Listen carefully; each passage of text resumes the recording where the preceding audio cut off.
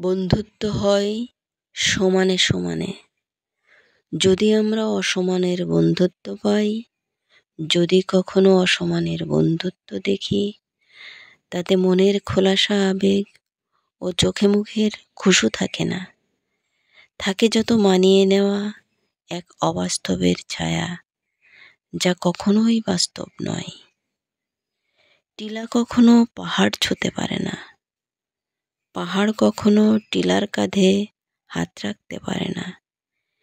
কিন্তু যে মাটিতে টিলা থাকে, সে মাটিতেই পাহাড়ের শক্ত হয়ে শক্তি নিয়ে মাথা উঁচু করে দাঁড়িয়ে থাকা, যার শিকড়ের বিন্যস্ত মাটির গহীনেই থাকে। এ ভাবনা শুধু বিবেকের, আবেগের নয়। ট্রেন চলার রাস্তা সমান্তরালের বাইরে কখনোই হতে পারে না।